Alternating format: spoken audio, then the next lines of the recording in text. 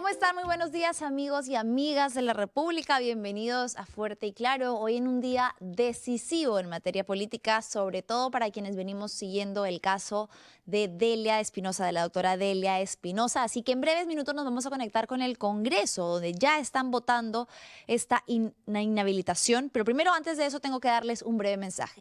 Si en Navidad juntas lo que así nomás no se junta, entonces une el mejor internet del Perú y tu pospago máximo con el combo Movistar Total a 109.90 soles. Así ahorras más y te llevas Disney Plus sin costo adicional por 6 meses. Elige tu combo ideal al 0800 11 800 o en tienda.movistar.com.p.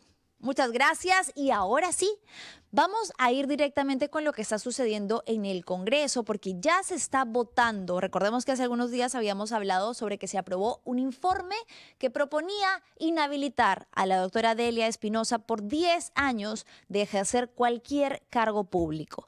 Esto en paralelo a una serie de procesos que ella estaba llegando para poder pedir su reposición como fiscal suprema y fiscal de la Nación. Ahora, ¿qué pasaría si se vota la inhabilitación? Vamos a conectarnos directamente con Kevin García, nuestro URPI reportero que está en el Congreso. Kevin, ¿cómo estás? Muy buenos días. Ya se está votando en este momento, ya dieron los alegatos, ya hablaron, debatieron la inhabilitación y ahora ya se está votando. Cuéntanos cómo es el panorama. ¿Qué tal, Manuel? Así es, nos encontramos en estos momentos en el hemiciclo del Congreso. En estos momentos se está justamente leyendo este informe que busca inhabilitar a la fiscal suprema Delia Espinosa por 10 años. Ella llegó junto con su abogado Rodolfo Pérez. Tuvieron 40 minutos para exponer, 20 minutos cada uno. Y dentro de las frases que pudimos resaltar justamente de la fiscal suprema, fue que fue muy crítica con la gestión que está haciendo el Congreso de la República, sobre todo indicando desde inicio la poca presencia de congresistas que se encuentran en estos momentos. Recordemos de que ya están próximos a culminar la legislatura y a pesar de eso, ella indica de verse un tema tan importante, hay poca cantidad de congresistas. Ha criticado bastante, pero ha dejado muy claro de que a pesar de que ella va a ser inhabilitada, o a pesar de que sería inhabilitada, no va a dejar de luchar por sus derechos. Lo que correspondería, según el proceso correspondiente, es que ella presente un amparo. Claro. De lo contrario, nuevamente, ser rechazado este amparo, vaya a recurrir a instancias internacionales. Recordemos que también el Tribunal Constitucional ha emitido, o pretende emitir una medida cautelar también respecto al caso en el que ella busca su reposición. Entonces, en estos momentos, prácticamente la situación no pinta bien para Delia Espinosa, dado toda esta secuencia. ¿Cuántos votos se necesitan en estos momentos para que ella sea inhabilitada? Son 68. 66. 68, okay. 68 votos, para ser exactos, porque sacó el presidente del Congreso, o bueno, en este momento está Waldemar Cerrón, miembro de la mesa directiva, ha indicado que se está haciendo sobre el balance de 130 congresistas, los 2/3, se buscaría 68 votos. Han existido un debate muy corto, solamente algunos congresistas de la bancada de izquierda han expresado justamente su voto en contra a esta inhabilitación de Delia Espinosa. Estamos hablando de Jaime Quito, de Flor Pablo, de Susana Paredes. Las bancadas de Juntos como el Perú van a votar en contra, la bancada socialista va a votar en contra, pero por otro lado, las bancadas como Alianza para el Progreso Fuerza va a Popular. votar a favor. Fuerza Popular también va a votar a favor. Justamente en estos momentos ya se está tomando la palabra Waldemar Cerrón. En breves instantes estaría dando pie ya a que se dé esta votación. Sí, Kevin, Justamente mientras escuchamos, mientras tú te quedas ahí pendiente escuchando lo que está diciendo, pues la imagen que veíamos de cómo se ve el hemiciclo en este momento es indignante, tratándose de un tema tan Un crucial momento, justamente estamos en, para... en No la te podía política escuchar bien un peruana. ratito, Manuela, por el tema del audio. Sí, no te preocupes, estoy Si contando nada más un podrías poco de lo que tú estabas dando repetirme, por contexto. favor, la pregunta, porque estoy justamente ingresando de mi otro celular para el tema del retorno. Bien, Kevin, no te Ya, preocupes, solamente sí, te estaba escucho. dando un poco de contexto de que es indignante ver cómo para un debate tan importante en el momento en el que nos encontramos políticamente y con el tema de Delia Espinosa, que implica mucho más allá del Congreso y el Ministerio Público per se, sino de una pugna latente que data desde el 2003 por el control del Ministerio Público, por una entidad sumamente importante para los ciudadanos. En un debate tan importante, el hemiciclo casi vacío. Muy pocos han sido los congresistas que, pese a dar cientos de declaraciones con respecto a Delia Espinosa, ni siquiera se han tomado el tiempo de ir a escuchar su defensa y no han querido asistir presencialmente, pese a que este es su trabajo, tratándose además ya del cierre de este ciclo parlamentario, de la legislatura específicamente, no han asistido al pleno de manera presencial. ¿Ya están votando? En estos momentos se están dando los nombres de los que pertenecen a la comisión permanente, quienes no van a participar de esta votación. Solo participa el resto de los congresistas, que son 102, y se necesita el 2/3, sería 68. Ahora, Claro. algo que también precisarte, Manuela, porque la fiscal suprema, al momento de llegar al Congreso, también criticó bastante la reposición de Luis Arce, porque el Poder Judicial ha emitido una orden de reponerlo como fiscal supremo. Pero Luis Arce también ha sido una persona vinculada a los cuellos blancos. Correcto. Ella ha indicado de que es prácticamente la misma situación que está pasando con ella. Sin embargo, ella indica de que seguramente la Junta Nacional de Justicia, en este caso, sí va a respetar el El proceso del debido Poder proceso. Judicial, ajá, el debido proceso, y lo van a reponer porque pertenece parte de este grupito que forman parte de los cuellos blancos, ¿no? Estamos hablando justamente del fiscal de la Nación interino Tomás Galvez. y de Patricia Benavides. Entonces ya se estaría juntando y copando prácticamente la fiscalía en estos momentos. Ya se está tomando asistencia. Vamos a mostrarte la pantalla para que tú puedas ver en estos momentos. Se está tomando la asistencia correspondiente. Tras la asistencia se va a proceder al Al voto. voto. Vamos a ver cuántos congresistas marcan la asistencia. Bien, Pero Kevin, algunos, mientras tú estás ujú, ahí sí, pendiente de cómo se va a ejecutar el voto, contar un poco para quienes están sintonizándonos y de repente, tanto que sucede día a día, es difícil seguirle un poco exactamente la corriente o la cuenta de lo que ha pasado, ¿no? Recordemos que actualmente Delia Espinosa está esperando que se cumpla con una resolución emitida por el Poder Judicial que disponía y que obligaba a la Junta Nacional de Justicia a reponerla en el cargo, que ha desistido de cumplir. Se le han dado múltiples plazos, se ha dicho, la misma instancia constitucional le ha dicho 2 días más, luego el 19 de noviembre vuelve a notificar, 24 y 25 de noviembre le extiende el plazo por 2 días más, supuestamente como último anuncio, y lo que ha sucedido ayer, 2 de diciembre, es que el Tribunal Constitucional ha declarado fundada la solicitud, ¿no?, de detener esta reposición. Entonces, hay muchos agentes y entidades que están pendientes o parecen estar muy preocupados porque Delia Espinosa no retome al cargo. Ya después de contar un poco cómo culmina la votación, podríamos recordar brevemente por qué no les conviene, ¿no? Tal y como ella, me imagino, es podido escuchar un poco de lo que ha señalado, ujú. es que ha sido muy crítica con la labor de congresistas, ha presentado denuncias constitucionales contra mochasueldos, contra congresistas por temas de cohecho, de uso de recursos públicos. Recordemos el caso de los congresistas que viajaron a Trujillo para el cumpleaños de otro parlamentario, el señor Bazán, y que Delia Espinosa los denunció, presentó un informe alegando que habían utilizado recursos del Estado para poder asistir a este viaje. Además de una serie de investigaciones que atañen a Patricia Benavides y la relación que tenía también con algunos congresistas, en las que el esquema del que se supone, el esquema delictivo del que sospechaban, era votos por favores, votos por archivar investigaciones. ¿Ya se está votando? Así ¿Ya es, está la Manuela. asistencia ahí, Kevin? Así es, Manuela. Incluso respecto a lo que mencionas, el abogado, dentro de la exposición, presentó un código QR con el que indicó que son 15 congresistas que cuentan con carpetas fiscales en estos momentos, con procesos abiertos por parte de, en su momento, la fiscal de la Nación, Delia Espinosa. Claro. Y esto también fue muy crítico y dijo, presentó este QR para que todos, no solamente los peruanos, los congresistas y los medios de comunicación puedan escanearlo y darse cuenta de que esto es una persecución política, porque ellos lo han considerado como una persecución política. En estos momentos Correcto. todavía continúan tomando justamente asistencia. Y hay Eso, algo también que mencionarte continúa. importante, Manuela. El día de ayer, la fiscal Delia Espinosa indicó de que iba a tomar acciones legales contra contra el juez Tasso, Lo dijo aquí junto a Pedro Salinas. con Pedro Salinas, justamente.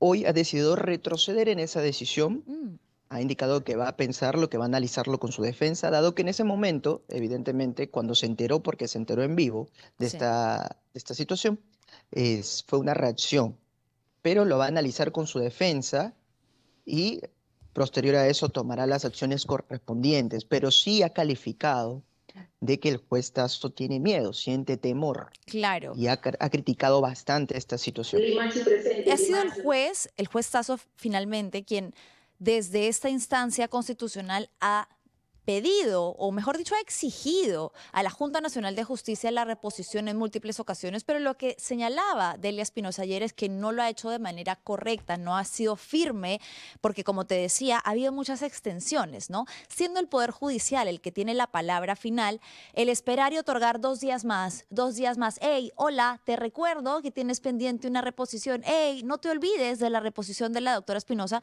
que un poco era el sentir que ella transmitía, ¿no? Como una instancia definitiva y clave como el Poder Judicial que ya ha aprobado esta medida cautelar, entonces tiene que exigir que se cumpla. Y un poco la molestia que ella expresaba era esa, decir que su actuación como juez no había sido proba o no había sido lo suficiente, no había podido estar a la altura del proceso.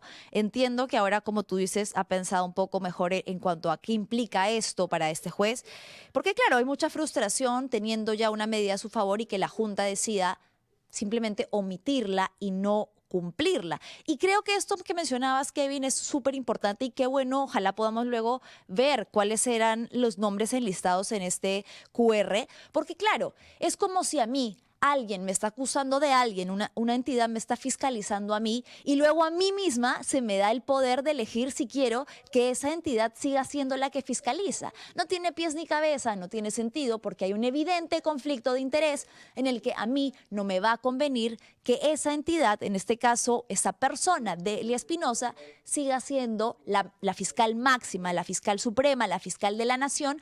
Recordemos que son los fiscales de la nación quienes ven temas relacionados a políticos. Ellos no son analizados, no son juzgados en tribunales comunes, ¿no? Sino que es la Fiscalía de la Nación la que se encarga de cualquier tipo de denuncias que competa o que involucre a congresistas o a presidentes, ¿no? A personas que ocupan cargos dentro del Poder Ejecutivo o Legislativo. ¿Cómo va la Así es, situación? Manuela. Justamente al terminar su exposición, ella criticó bastante también la labor que está teniendo el fiscal de la Nación interino, Tomás Salino Gálvez, quien se está dedicando, según sus palabras, solo a archivar y no abrir nuevas investigaciones. Y por eso, evidentemente, como lo comentas, sí, ya se ha cerrado la votación, los resultados de la asistencia, hay presentes 101 congresistas, hay 6 congresistas con licencia, Ujú. y hay 20 ausentes. En estos momentos ya se está dando el pie al voto. Vamos a escuchar en estos momentos y vamos a enfocar un poco para que pueda ver la pantalla en estos momentos cómo se está dando la votación. Van a votar en este momento. Lo que ha adelantado la doctora Delia Espinosa es que ella espera, ya se anticipa a que efectivamente la van a inhabilitar porque, como ya hemos explicado, a los congresistas no les conviene su presencia dentro de la Fiscalía de la Nación. No solo eso, algo que no mencionamos y que es muy importante, que es la base de esta denuncia constitucional que se le presenta, es el haber firmado un documento en el que junto a otros fiscales señalaba o motivaba que no se cumpla en teoría, ¿no?, esta nueva modificación que se había hecho sobre a quién compete las investigaciones preliminares. Recordemos que fue el Congreso quien volvió a otorgar facultades para que sea la Policía Nacional, una entidad deslegitimada, cuestionada, no especializada y corrupta, porque eso se basa en hechos, hacerse cargo de investigaciones que no les competían, quitándole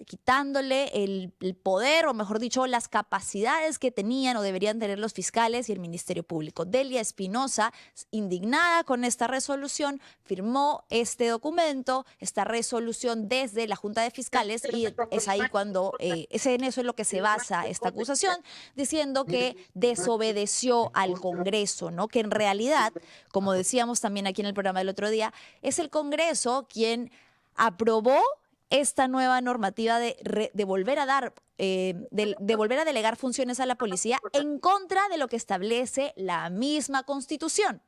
Entonces, finalmente, ¿quién tiene la razón sobre el documento final? Lo que señala la Constitución, la Carta Magna, en teoría. A ver.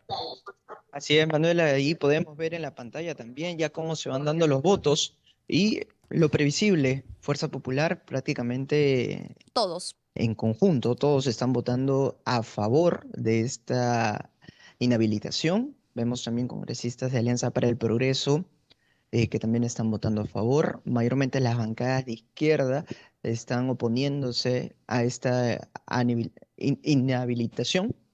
Y Se bueno, en breves necesitan instantes ya se estaría culminando esta votación. Se necesitan 68. 68. ¿Te escucho, Sí, Manuela? 68, ¿verdad? Parece que ya los tienen. Al parecer sí, vemos en la mayoría de votos el color verde, que es el voto a favor, y muy poco en rojo, algunos blancos ausentes y los amarillos, evidentemente, abstención. En breves instantes ya se está dando entonces este resultado. La fiscal suprema Delia Espinosa estaría siendo inhabilitada y con esto también un poco cerrando este caso, ella evidentemente va a tomar acciones de amparos y también seguramente recurrirá a instancias internacionales. De Internacionales. hecho, ella ha asegurado que va a regresar, tarde o temprano va a regresar, va a hacer agotar todas las instancias correspondientes, pero ella ha asegurado que va a regresar al cargo de fiscal de la nación, así que evidentemente vamos a estar también nosotros al tanto de todas las acciones que vaya a tomar la fiscal suprema de la Espinosa junto con su defensa, y en breves instantes se está culminando con esta votación. Vemos también aquí bastante la expectativa de los congresistas de las diferentes bancadas. Vemos, y no sé si puedes apreciar en imágenes, que prácticamente la gran mayoría de escaños de la zona donde Vacíos. va Fuerza Popular se encuentran vacíos. Podemos contabilizar entre 3 a 4 congresistas nada más. Ese es el panorama que tenemos a pocos días de que ya culmine la legislatura y los congresistas evidentemente empiecen a hacer sus campañas de reelección. Ok, claro. Lo que te decía al inicio, ¿no? Este que es un tema en teoría tan importante que no solamente tiene que ver con las entidades en sí, sino con la independencia y la autonomía de poderes en un Estado de Derecho y un Estado democrático. Parece que no les interesa mucho este debate, pese a que sí les interesa para votar en bloque a favor de la inhabilitación, ¿no? Pero tan involucrados están con el tema que ni siquiera se han tomado la molestia de asistir a su trabajo, al trabajo por el que nosotros, los quienes tributamos, les pagamos, y lo que les corresponde hacer, ¿no? Que es, antes de cualquier tipo de debate, informarse, escuchar a las partes involucradas y tomar una decisión, digamos, reflexiva, centrada, ¿no? Acorde a lo que se ha presentado. Pero ¿cómo podemos confiar en esto si ni siquiera les interesa asistir al debate, si ni siquiera les interesa asistir al hemiciclo? Simplemente ya tenían acordado por bancadas de qué manera iban a votar y es exactamente lo que están haciendo, ¿no? Es casi improbable que se salve de la inhabilitación. Esto implicaría que todos los procesos judiciales que tienen curso por el momento no se puedan aplicar. Va a quedar como en stand-by toda la lucha que venía haciendo desde el Poder Judicial para que finalmente se cumpla con su restitución, porque si es aprobada una inhabilitación en el cargo, esto implicaría que durante 10 años no puede ejercer ningún tipo de cargo público en ninguna instancia del Estado. Evidentemente, como ya señalaste, Kevin, su defensa ha dicho que va a apelar y que probablemente tenga que acudir también a instancias internacionales, pero eso va a demorar un tiempo y mientras tanto se da la reposición de otros fiscales y continuaría en la cabeza al cargo Tomás Gálvez, involucrado en los cuellos blancos. ¿Qué es lo que estamos escuchando, están hablando en este momento? Sí, hay algunos congresistas que están prendiendo su micrófono, que están justamente en la virtualidad y indicando su voto correspondiente. En breves instantes, ya se está culminando la sesión. Vamos a entonces, vamos entonces a, vamos entonces a escuchar los resultados. En breves instantes ya se está culminando A ver, estamos viendo con. ahí en vivo cómo va la votación, ¿verdad? Sí, estamos aquí en vivo, todos los medios estamos en sí a la expectativa de que ya se entregue el resultado correspondiente. Aún hay algunos congresistas que no emiten su voto, que han marcado asistencia, por eso se está a la espera. Sí. Fuerza Pero sí, Popular eso es. y Alianza para el Progreso, que fueron las dos bancadas que promovieron el informe para la inhabilitación, evidentemente han votado a favor y son bancadas mayoritarias en el Congreso, con lo que ya tienen asegurado un grueso de los 68 votos que se necesitan.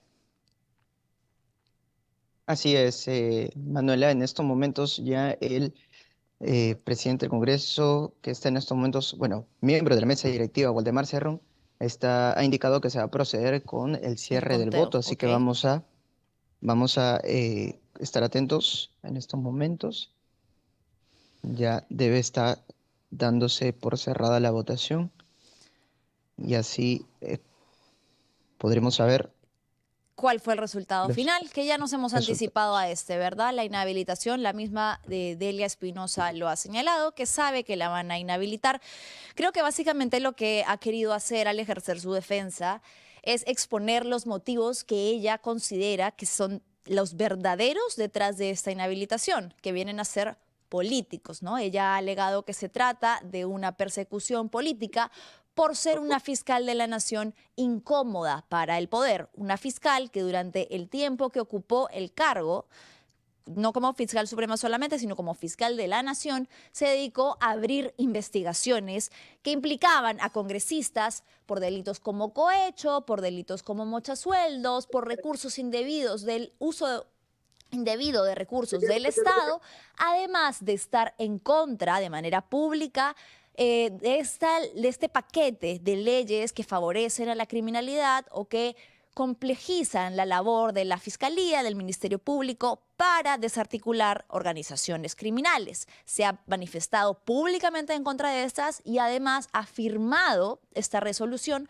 que pedía que sigan siendo los fiscales quienes estén a cargo de las investigaciones preliminares. Esa es la base de lo que se está debatiendo ahorita en teoría. Además de otros más, se le acusa de haber infringido por lo menos 5 artículos de la Constitución.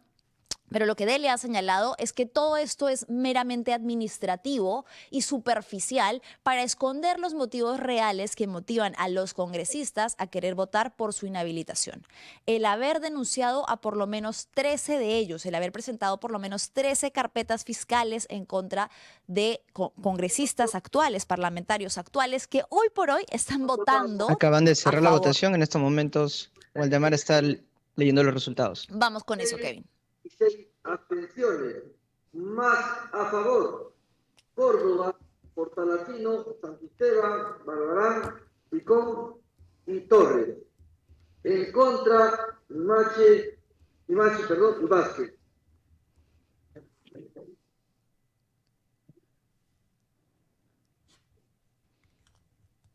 ¿Terminó de leer? Sí, han indicado algunos votos también de algunos congresistas que incluso han llegado tarde. Vamos a escuchar. No ¡Ay, se qué alcanzó el número bonito! de Llegando votos tarde al efectivos para la trabajo y a la aprobación. última para la votación. Por consiguiente, se expedirá la resolución legislativa del Congreso correspondiente y No se alcanza. transmitirá al archivo el expediente. Señores congresistas, de conformidad con el artículo 89 del reglamento del Congreso, se va a proceder a votar el proyecto de resolución legislativa del Congreso propuesto por la Subcomisión de Acusaciones Constitucionales. ¿Qué está diciendo? Este es otro proyecto. En estos momentos, vamos a ver la pantalla, vemos 57 a favor. No No se ha... alcanza. Eran 68 votos los que necesitaban, no los han alcanzado porque había un grueso también en las abstenciones, me pareció ver. Vemos entonces los resultados en pantalla en estos momentos. Son 57 votos a favor, 16 en contra y 6 abstenciones. Correcto. Eso quiere decir que entonces el Congreso no ha alcanzado los votos que necesitaba para aprobar la inhabilitación de Delia Espinosa como fiscal suprema y fiscal de la Nación. Lo que quiere decir que los procesos judiciales que tenía en curso van a continuar, que esta instancia del Poder Judicial que ha ordenado su reposición ante la Junta Nacional de Justicia va a seguir insistiendo. Ahora lo que hay que ver es lo que te comentaba que sucedió recién ayer, que el Tribunal Constitucional ha declarado fundada la solicitud de la Junta Nacional de Justicia para detener la reposición. ¿Qué quiere decir? Que por lo menos herramientas legales todavía le quedan, ya que no va a haber una inhabilitación desde este órgano que era tan importante, que era el Congreso. Todavía tiene chance su defensa y ella misma para seguir peleando por su reposición. Interesante resultado y sorpresivo, sobre todo, Manuela, en estos momentos. Incluso está llegando aquí al Parlamento a tomar el lugar para dirigir justamente los demás debates y proyectos de ley pendientes. Fernando Rospigliosi, presidente del Congreso interino, en estos momentos va a tomar lugar, pero sorpresivo, sin duda, este resultado que ha dejado con una cara de desazón a varios congresistas, sobre todo de las bancadas de Fuerza Popular, de Alianza para el Progreso, que han votado, que votaron a favor, pero no llegaron a la cantidad de votos suficiente. Bien, este es el panorama que tenemos en estos momentos. Sin duda vamos a también proceder a buscar reacciones durante el resto del día aquí desde el Parlamento, Manuel. Kevin, muchísimas gracias y como dices, no debe estar de muy buen humor el señor Fernando Rospigliosi, ni tampoco los otros miembros de su bancada, Fuerza Popular y Alianza para el Progreso, quienes fueron finalmente quienes propusieron inicialmente el informe para la inhabilitación que se acaba de debatir en el Congreso y que, para sorpresa de muchos, no ha alcanzado los 68 votos que se necesitaban. El Congreso no alcanzó los votos para inhabilitar a Delia Espinosa. Bueno, nosotros ya vamos a dejar ese tema ahí mientras que Kevin nos va reportando, muchas gracias Kevin, lo que va sucediendo posteriormente, evidentemente, en el Congreso. Vamos a tener ahí a recoger algunas de las opiniones de lo que puede haber pasado, cuáles son esos votos que algunos congresistas ya daban por garantizados y que finalmente no han podido obtener, qué es lo que ha sucedido. Esto lo veremos probablemente mañana después del reporte que nos traerá Kevin. Pero tenemos que ir a otro tema que es muy importante, que es francamente indignante, que lo habíamos adelantado en este programa también ya hace algunas semanas, cuando se empezó a hablar sobre el nuevo presupuesto, mejor dicho, el presupuesto que había aprobado este mismo Congreso, tan polémico, tan impopular, y no lo digo yo, más del 80% de la ciudadanía los desaprueba, y que había reducido significativamente el monto que iba a estar destinado para la educación pública. Antes, recordemos, el Congreso no tenía iniciativa de gasto, pero ahora que ellos pueden ser quienes deciden para qué va cada dinero, cada pequeño dinero del Estado, para qué se va a invertir cierto monto, cierto presupuesto, pues decidieron que la educación pública no era una prioridad. Y eso ha tenido un impacto bastante importante y grave en Beca 18. Solamente se han aprobado 50 millones de los 793 millones que eran necesarios para garantizar las becas que habían sido ofrecidas durante el gobierno de Dina Boluarte. Hoy vamos a estar con una persona que ha sido muy cercana, ¿no? Que conoce y maneja bien esos temas de presupuesto. Alexandra Amex, exdirectora de Pronavec, nos acompaña y le voy a dar el pase en breves instantes para hablar sobre este tema. Nos vamos a una breve pausa y ya regresamos con ella. Corazón intenso, Manuela, al frente, mirada directa, el ruido incomoda, la verdad conecta. Fuerte y claro, que nadie calle el grito, que el pueblo habla y tiene infinito. Fuerte y claro, que el miedo no regrese, la calle despierta, el cambio crece. Fuerte y claro, que nadie calle el grito, que el pueblo habla y tiene infinito. Fuerte y claro, que el miedo no regrese, la calle despierta, el cambio crece. Voces nuevas rompiendo el eco, jóvenes viejos somos el reflejo. No hay guión, no hay pose, no hay censura, hay mirada firme y voz segura. No más susurro bajo el miedo, si la palabra es poder. Hablemos fuerte hasta amanecer. Fuerte y claro, claro, claro. Fuego en el aire, aire, aire. Que el cambio suene, suene, suene, suene. Que el cambio crece.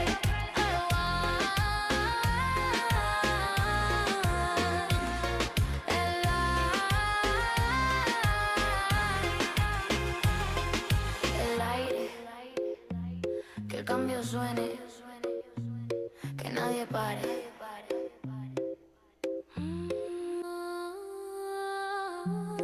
Sí, la voz no se apaga, se escucha fuerte. Ya estamos de regreso y ahora sí me acompaña Alexandra Ames, exdirectora de Pronavec.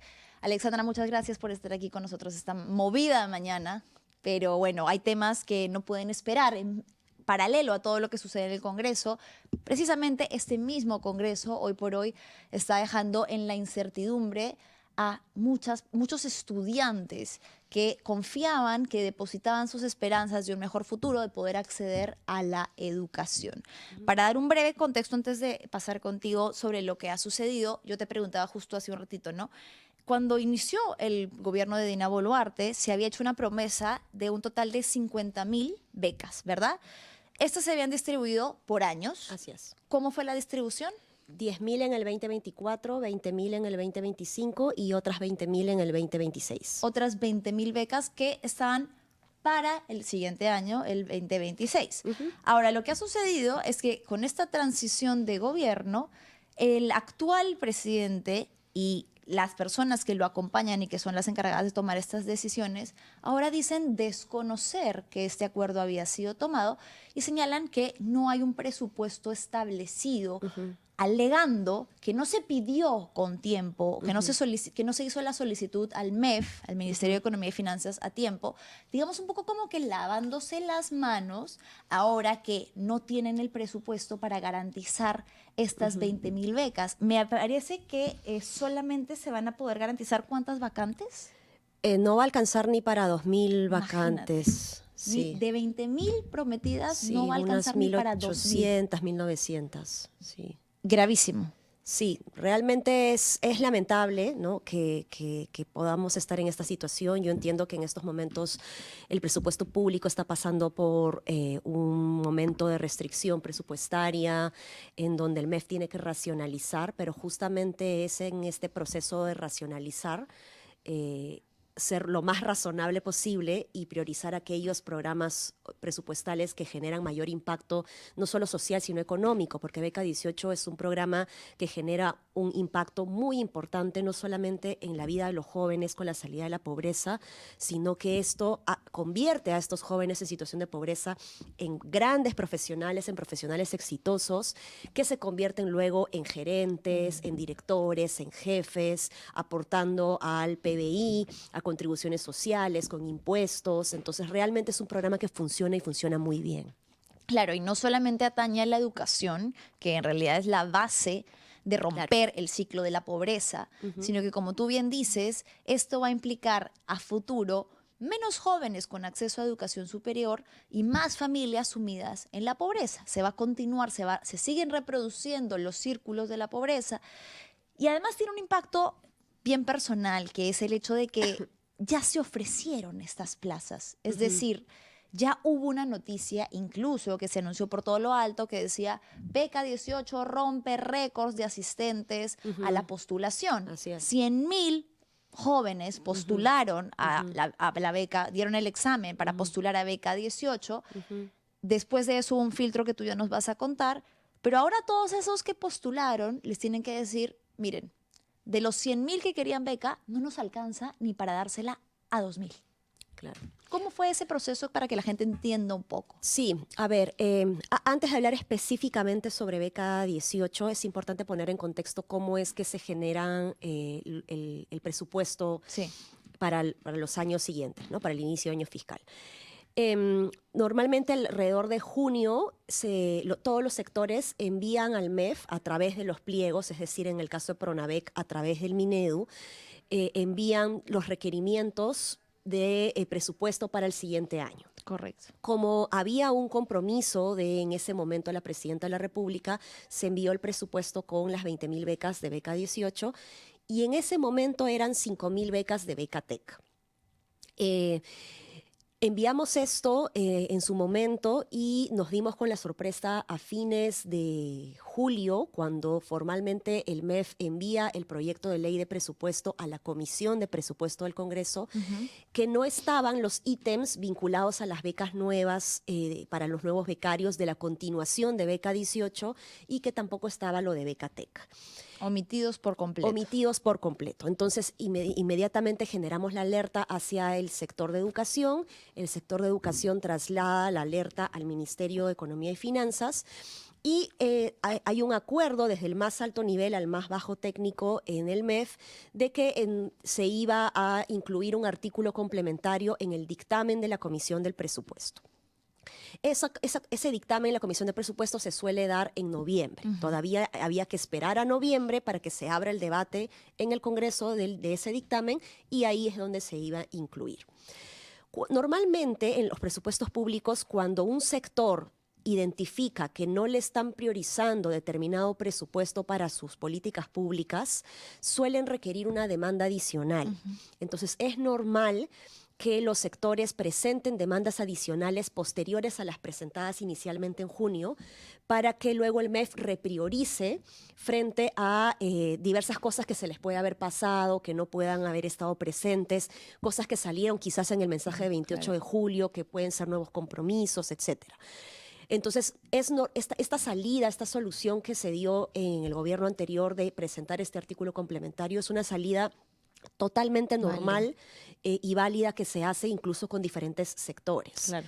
Entonces, eso era lo que estábamos esperando, pero al darse un cambio de gobierno, ya ese plan de acción que es el mensaje presidencial del 28 de julio ya no tiene validez y se espera tener un nuevo plan. Ese nuevo plan es el mensaje de investidura para el voto de confianza que da el Premier o los presidentes del Consejo de Ministros y en donde, en este caso en particular, el actual presidente del Consejo de Ministros se compromete a entregar las becas antes de 28 de julio del 2026, incluidas las 20.000 becas de Estamos beca. hablando de Ernesto Álvarez. Sí, del actual presidente del Consejo de Ministros. Entonces, con eso nosotros pudimos continuar con el proceso Sí. porque dijimos, ok, eso no es un discurso al aire, esto para los sectores, para los funcionarios públicos, esto es un plan de acción que se convierte en una matriz de cumplimiento en donde todos los sectores están obligados a reportar. Entonces, ya al darse ese compromiso, nosotros pudimos continuar con todo el proceso. Y de hecho, hasta hace poquito, hasta hace 2 semanas, se estuvo gestionando con el Minedu la inclusión de ese artículo complementario que faltaba. Esa seguía siendo la salida que se había planteado. Pero lamentablemente el Minedu decidió no incluirlo en el dictamen y ahí es donde yo genero una alerta porque ya el examen ya se había dado, ¿no? Claro, eso es lo que es también súper grave. Es decir, ya se hizo una promesa con jóvenes que viajaron desde diversas regiones del país a dar el examen con la esperanza, porque además no es cualquier alumno el que pueda apelar, ¿no? Tiene que Claro. tener ciertas Así características, es. no solo socioeconómicas, sino nivel de rendimiento académico. Exactamente, sí. Son estudiantes destacados que estaban depositando su esperanza, ¿no? En un dinero que además, ojo, está destinado para eso, que los contribuyentes lo damos también sabiendo o apostando por la educación de las personas vulnerables del país, queriendo un futuro para ellos. Así es, así es. Y en realidad detrás de cada historia de los becarios egresados hay una historia de inspiración, una historia de superación. No solamente tenemos chicos que, como te decía, son gerentes o jefes, sino que también han creado empresa y por lo tanto han creado puestos de trabajo formales. Realmente el impacto es maravilloso, ¿no? Por eso es que resulta lamentable que pese al esfuerzo que se hizo de llegar a todos los rincones del país, a distritos de frontera, Imagínate. para tener estos chicos talentosos que dieron el examen, que ahora les digan que las becas van a ser menores de los que se esperó, realmente es una triste noticia, ¿no? Falta el 90% de los recursos. Así es. O sea, solo Así se han es. asignado el 10%. Imagínense qué se puede hacer con 10%. Menos Es del muy 10%, limitado. de hecho. Menos del 10%. Sí. Es absolutamente limitado y no es aleatorio que sea la educación el sector que se decía cortar. Alexandra, para ir cerrando, yo había leído que tú habías dicho que se enteraron, de hecho, que no era una prioridad para el gobierno actual. Exactamente qué organismo, no sé si era el MEF o era el Ministerio de Educación. Bueno, desde el Minedu yo puedo decir que sí se hicieron todos los esfuerzos para que esto se incluya, pero entiendo que el MEF no lo priorizó porque no es una prioridad del gobierno actual. Claro. El gobierno actual como tal, desde el más alto nivel, tiene una prioridad en este momento de seguridad ciudadana, lo cual es muy válido porque es una demanda que la gente quiere, ¿no?, trabajar, pero también es importante mencionar que tampoco es una buena estrategia contra la inseguridad ciudadana poner más ninis en la calle, ¿no? No, claro, además que están intrínsecamente relacionados. Seguridad ciudadana con educación. Y Claro. el no verlo implica ser reduccionista y una visión muy básica y simplista de cómo opera el sistema, además de la falta de oportunidades en el país. Exacto. Y además, porque sí hay recursos para muchas otras cosas. Entiendo, si viviéramos realmente una época de austeridad, imagínate, que viéramos que el gobierno no despilfarra en absolutamente nada y Claro. realmente, ¿no?, como que se guarda mucho, pero no es lo que estamos viendo, no es la realidad. Claro, en el Perú, en la gestión pública, en el sector público, se invierten más de 80.000 millones de soles en diferentes programas presupuestales. Si el MEF lo que quiere es priorizar aquello que funciona, se habla muchísimo desde los mismos técnicos del MEF de tomar decisiones basadas en la evidencia de lo que funciona. Es precisamente por eso, por esa evidencia que existe, que el MEF debería priorizar aquellos programas presupuestales que mejor funcionan. Incluso para la OCDE, yo formé parte del proceso que hemos tenido a lo largo de este año con la OCDE para el proceso de adhesión del Perú. Y les contamos sobre Beca 18 y sobre el impacto que tiene Beca 18. Y la OCDE quedó profundamente admirada del programa de Pronavec. Y una de sus recomendaciones es justamente ampliar el presupuesto, porque incluso 20.000 becas no son suficientes. No Tenemos son más de 100.000 jóvenes talentosos que no cuentan con los recursos para acceder a educación superior. Entonces, incluso para la OCDE es una recomendación que este programa siga creciendo. Y hoy lo que tenemos es la cifra más baja de becas que se van a entregar en toda la historia de Beca 18. Menos de 2.000 becas es lo que se puede otorgar de un total de 20.000 que habían sido prometidas. Y esto que está señalando acá Alexandra es muy importante porque tendría que ser también un mensaje para el presidente José Gerí, ¿no? Si su antecesora, Dina Boluarte, ya se había comprometido a un monto con el que se tenía que cumplir para el 2026, y si usted, señor José Gerí, se la pasa visitando colegios, hablando con estudiantes, hablando sobre la importancia de izar la bandera como algo patriótico, pues así de importante es que jóvenes, niños puedan estudiar, tengan acceso a un derecho que es la educación y que quienes no la pueden costear de manera privada puedan recurrir a que sea el Estado quien se la otorgue como parte de los compromisos que tiene. Usted debería cumplir con la promesa, siendo además que se trata de un cargo interino, que solamente tiene que asegurar una transición de lo que ya se prometió hacia las próximas elecciones. Claro, y la continuidad de las políticas públicas, porque tengo que decir que el proceso de inscripción de estos chicos al examen culminó antes de que llegue el nuevo gobierno. Entonces, lo natural, lo normal es que el gobierno continúe con el proceso, ¿no?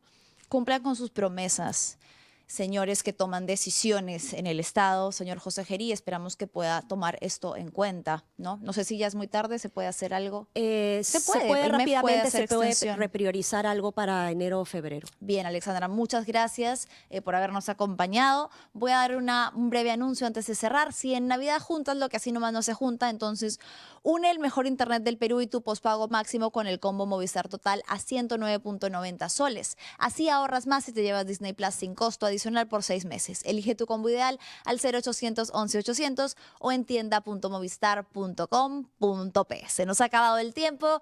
Muchas gracias por acompañarnos. Alexandra, también gracias por estar aquí y con nosotros será hasta mañana. Chau, chau.